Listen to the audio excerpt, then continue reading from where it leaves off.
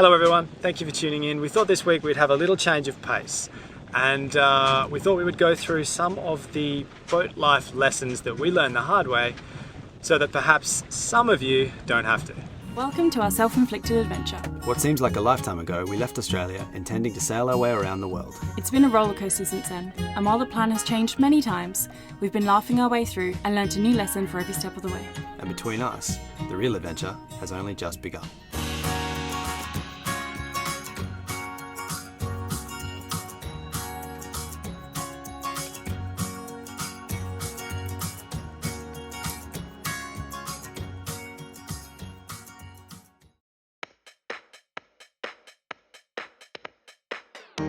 That's a statement that we live by now. This stems back to right back when we first ever bought the boat. We know that every day that we spend in a marina and a yard, we are paying for it. Sort of the way they do it, they get you this way, because the higher the bill gets, the cheaper per day it becomes. And so it gets easier and easier to justify extending. And before you know it, you've just blown it right out. So I remember when we had just bought the boat, we had done all of the work on the hull, repainting her, and we'd splashed her in the water. We then pulled the boat over to the dockside and we continued to stay there until we finished up all of our jobs. Khiara was getting very frustrated and I was extending once and extending again, and it was actually the fees of the rental car. And every week I remember us extending this car and extending this car and extending this car rental. That was starting to really blow out. Anyway, eventually we snapped. And Khiara said, that's it, we're done. I said to Adam, no, we cannot extend it anymore. We need to go. We need to go. Eventually we pulled out of there. 20 minutes down the way, we found this broad, open stretch of water. And it was only then that we realized, like, we could have been sitting at anchor like a mile down the road from the dockside with parking, with the same access we've had all of this time at anchor.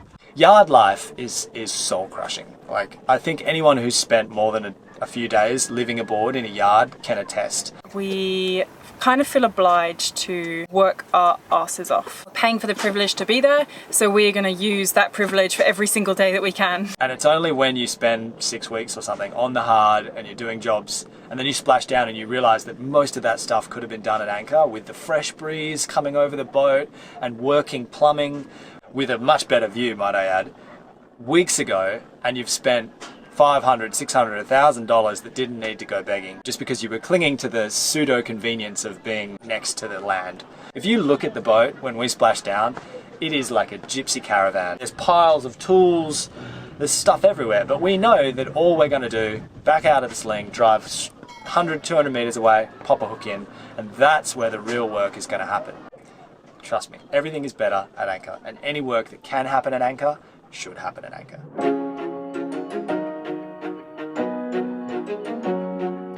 The phrasing on that, I suppose I could accredit to John Kreshmer. And he passed that on to us many, many, many months after we learned that lesson the hard way. Which I suppose is why I'm trying to pass it on to you now.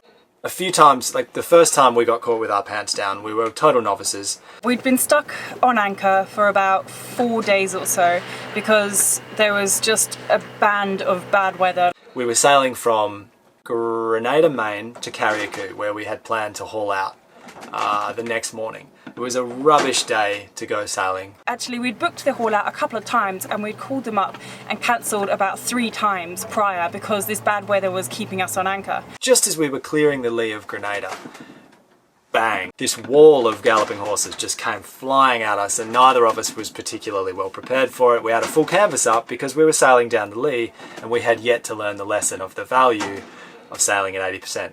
So we were caught with a full canvas from 15 knots to 38 knots. Adam slid from one side of the cockpit down to the other.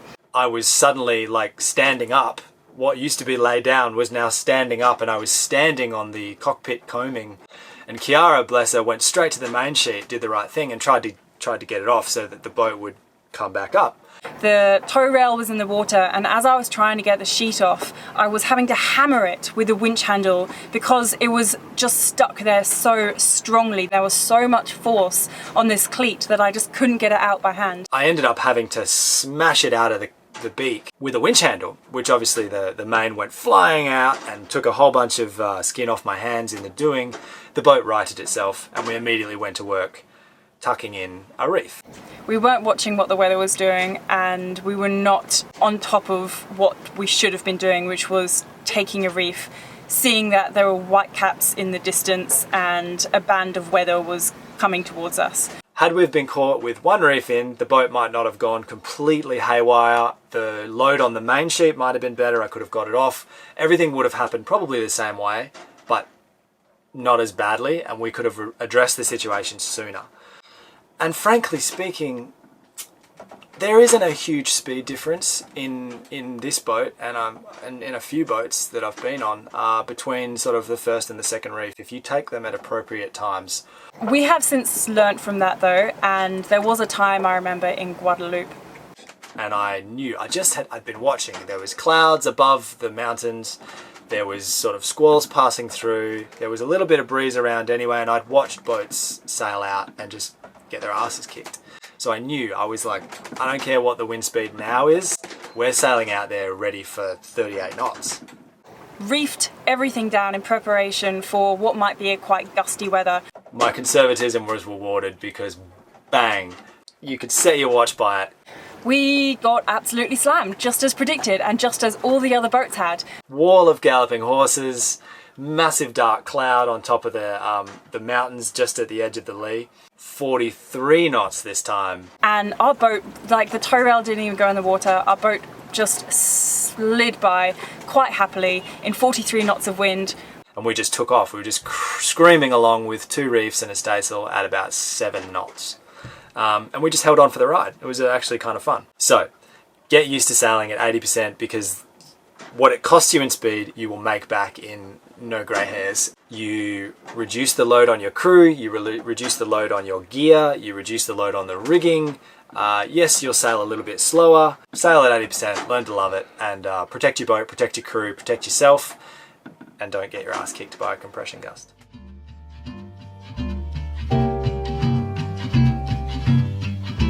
Yeah, again, this is one of the ones that has been passed on by a few people, and it's great advice. And we learned it the hard way before anyone ever told us that that's what we should do. This situation. Alright, so we were complete and utter novices. It was our very first overnight journey. We were leaving from Key West and we were making our way up to Marathon. Because that's the staging area to cross the Gulf Stream into the Bahamas. We're off into the big wide world. It's our first ever night sail. The sun was just setting. And it just immediately went pear-shaped. The wind sort of picked up, the clouds filled in, and it became a dark, gloomy night with high winds. All of a sudden, our bilge light came on. And we were looking at it and we were like, it's been on for a long time. And we're both like, oh God, really? What's worse is the autopilot had left us that particular night as well for some unknown reason, which incidentally was entirely my fault and entirely self-inflicted. One person was hand steering while the other person was taking up every single floorboard possible in order to find out where this mysterious leak was coming from.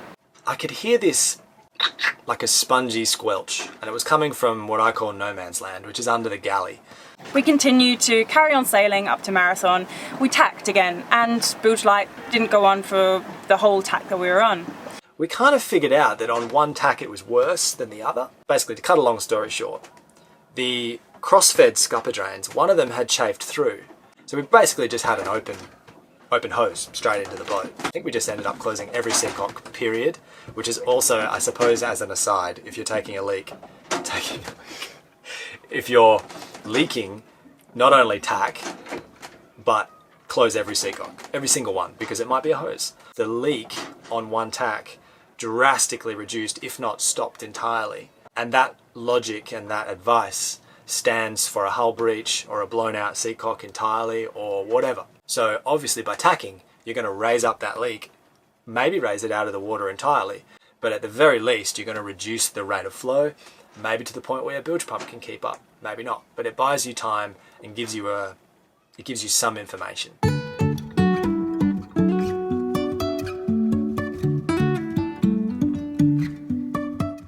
That sounds really obvious, and I know, and I guess in a way it is, but it's not. You see it all the time, you see, and I've been there too, I've done it. just going just over there and it's downwind the whole way, we'll just roll out the jib because it's on a furler. Super easy, everything will be fine. And 99.9% of the time it is. We'd been in Puerto Rico for about a month or so in the marina. Basically in the middle of the day there's these huge winds, so the wind will kick up to like 30 knots every day at about 10, and then it'll ease off at about 5. And then in the evening, it's beautiful, it's lovely and calm. So the advice we were given was leave early, sort of sail with the breeze, like the morning lee breeze. We had planned to leave early morning. We got a little bit delayed in the beginning of the morning, filling up on fuel and getting ready to go. And by the time that we left, it was about 10 o'clock and these winds were just starting to kick up. But the breeze was kind of behind us. This was like, okay, this is good. Well, let's roll out a jib. I don't want to waste any time rounding up and hoisting a main. Let's just roll out the jib because it's on a furlough, right? About halfway through, we realised that the winds were really starting to kick up and we were looking at about 30 knots of wind, only with a jib up. At that time, thought, okay, let's pull in a little earlier, and we decided to pull into a bay called Bucaron. We turned our engine on and... Why is the motor not working? Pop it in forward, throttle up, nothing, no water out the back, no motion, a lot of noise, but nothing's happening. Go downstairs. We lost the prop shaft again. What can you do? You know, we had one jib out with 30 knot winds coming at us and there was no way to motor to windward at that stage. So we need to sail in, we'll anchor under sail. We did it once, we can do it again. But I only had a jib out. It was just a novice rookie mistake at the time, but as many of you know, with only a jib out in 30 knots of breeze, that's going to induce some gnarly lee helm, which is when the boat wants to pull away from the wind. And I couldn't get the boat to round up into the wind, or even pass close to the eye of the wind to get the main up to balance it out. Instead of us tacking, we ended up having to do big circles, Jibing my way in to a harbour with only a head sail. What I should have done from day one is put the main up when I had the engine, when I had it working. If I had have just done the work from day dot, I would have had balanced sails. I could have reefed them down to be manageable, and I could have sailed pretty well anywhere I damn well pleased. The lesson here for me was, regardless of how far you're going, just balance the sails. It's just bad. It's bad for your autopilot. It's bad for your structure of your rigging. It's bad for your steering cables and all the joints. But it was my lack of understanding and lazy sail handling that put me in that predicament in the first place. I suppose the best way to teach this lesson is to tell you the story. When we came back from our Atlantic crossing and arrived in St. Martin, we were a little crushed and very defeated, I guess. We knew that we had a problem when we were in the Atlantic and our prop shaft fell off, and this was the final straw. It had happened 3 times then, and when we came back to St. Martin, we knew that we had to fix it. We're changing everything we can possibly afford and possibly do feasibly to do with that issue. So it's a new propeller, it's new engine mounts, it's realigning it, it's a drive saver. Doing all of these things, we didn't test in between each of the upgrades that we made. And every time that we made an upgrade, we thought that it would work. And finally, after all 3 of the upgrades had been put in, we then went and test drove everything. And lo and behold, we heard this almighty racket when we left the anchorage. It sounded like a Cessna 172 was flying 2 feet above the boat. Like, it was just, the noise was just so abnormal. So we went back to anchor and tried to figure out what it was. However, we'd done 3 upgrades in that time, and so we had no idea where to start, what to pinpoint, and what could have been the problem. We still try to live by the advice that if we make a job, particularly one that's to do with the sailing or the motoring of the boat, check it. Check it immediately and check it without doing anything else, because then you know if it's right or if it's wrong, and exactly and only that. So Adam has a rule about fixing things ourselves. We never pay for a job that we haven't at least tried to do ourselves. And in the last 3 years, I think we've paid 3 contractors. Like a perfect example of a time when, you know, things were broken and there was no one to bail me out, there was no one to call, there was no one to do help us at all. Coming back from Bermuda. Unfortunately, this massive calm had just hit us. There was no wind and we just wanted to get back. So we put the motor on, and after about 12 hours or so of motoring, everything started to shut off. Our autopilot shut off because of a high voltage alert. And when we went and had a look, we were pouring in about 17 volts into our battery bank. I began troubleshooting the charge controller and the alternator to find out what was wrong. Go through the manual, you go to all your reading material to try and figure out what's happening. I get to the whatever page it is in the manual, and you're going through the troubleshooting steps. Yep, pass that test, pass that test, pass that test. If it's still not functioning, please call this number. Sure thing, mate. 120 miles offshore. Love to just sit on the phone with you, shoot the breeze. We were stuck in the middle of the ocean with no way to get to shore because there was no wind whatsoever. But thankfully, because we knew a little bit about the situation that we were dealing with, I was able to rig it up so that it runs on its internal charge controller, which got us home. It's a spectrum. You can get as involved or as uninvolved as you like, but the more you dive into it, the more self-sufficient, the more confident you'll be, the more useful you'll be to other people, and the less money you'll pour down the toilet not down the toilet, that's probably a little bit critical. The less money you'll spend on contractors, and they're not cheap at all. so I hope that some of you might have got some value out of them. And if not, maybe you just got to laugh at our expense, it's fine. But if you did enjoy that, then please give us a thumbs up, subscribe, and hopefully join us next week. Thank you for watching.